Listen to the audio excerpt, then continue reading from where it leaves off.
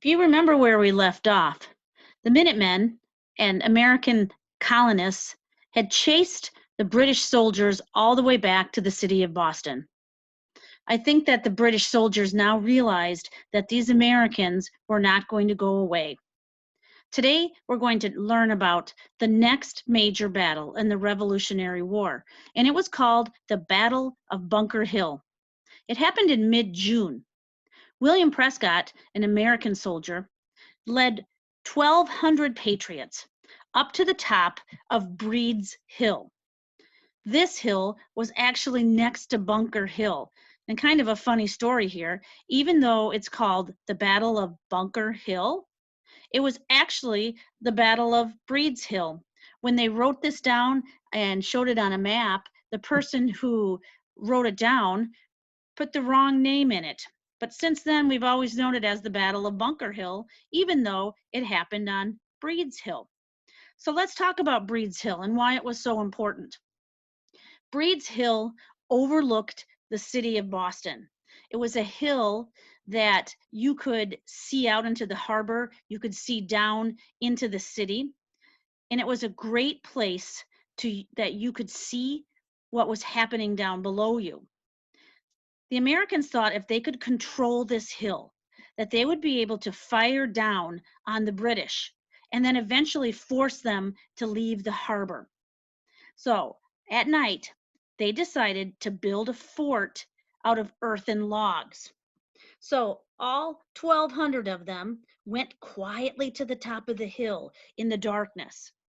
And they didn't have a lot of tools or anything to help them. They mainly used their hands, and they built a fort like you can see in this picture.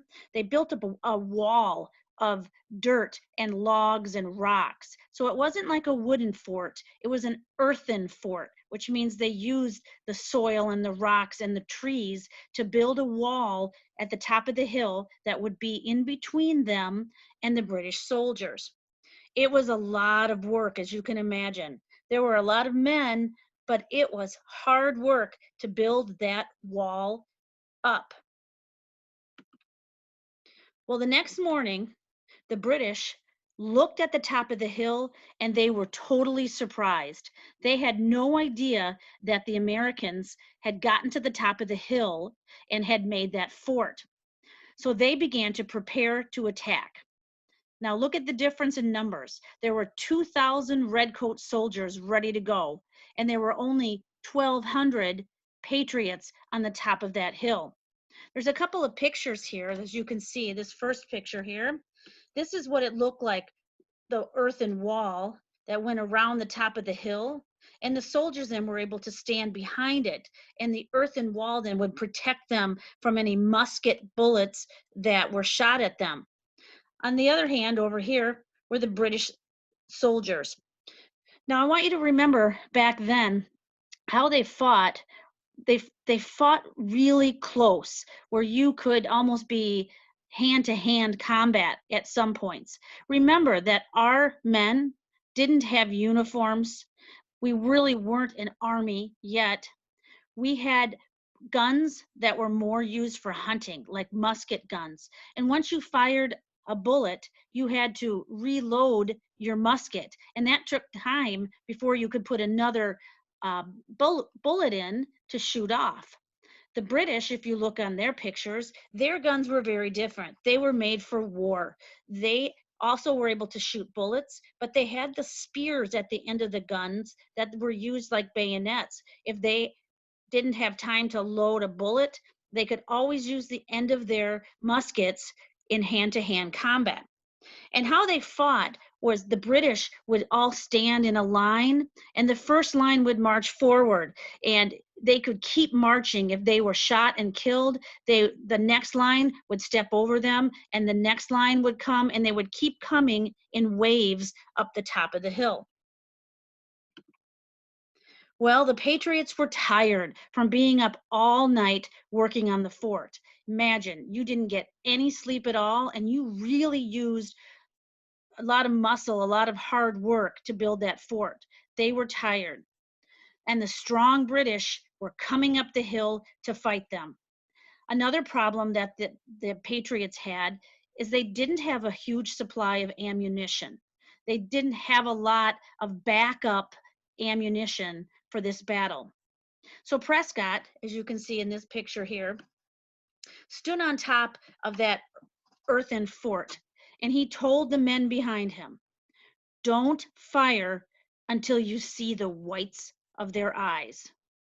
Now imagine that's pretty close to see the whites of their eyes, and they had to wait and wait because they didn't want to waste any bullets, any of their ammunition shooting if they might miss. So he thought the closer that the British soldiers would be, the more they could inflict casualties on them.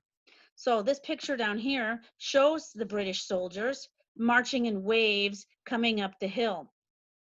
Now you see sometimes back in this time they would have the drummer. The drummer was kind of off where you weren't really allowed to shoot the drummer. They used the drummer back then to kind of keep the marching going of the soldiers in line, how that they would keep marching in step. So you really weren't supposed to shoot the drummers as they were in battle. So here come the British soldiers. The Americans were waiting until they could see the whites of their eyes. When the British were only 100 feet away, the Patriots began to fire, and they were able to drive them back. So the first wave of redcoats came up, and the Patriots did pretty well. Here's another drawing up here of the battle. Now look at how close they would get. Here's the earthen fort right here. Here are the British soldiers coming. Notice that they have those sharp spears at the end of the guns. If the Americans missed or didn't have time to reload, they didn't have those weapons to help with. You can see this man up here is using his gun like a club to help fight off the redcoats. Think of how scary that would be. Here's another drawing of this battle. Here are the American Patriots up here, and here are the line after line of redcoat soldiers coming up. Now you could see here the first line, if they went down, the next line would step over them and they would keep coming. Nearly out of ammo, the Patriots lost the hill on the third attack. The British ended up having 1,000 soldiers wounded or killed, and the Patriots had 400 wounded or killed. Even though we lost that battle, the Patriots were very proud of how they fought. They were just a regular group of men fighting against the strongest army in the world.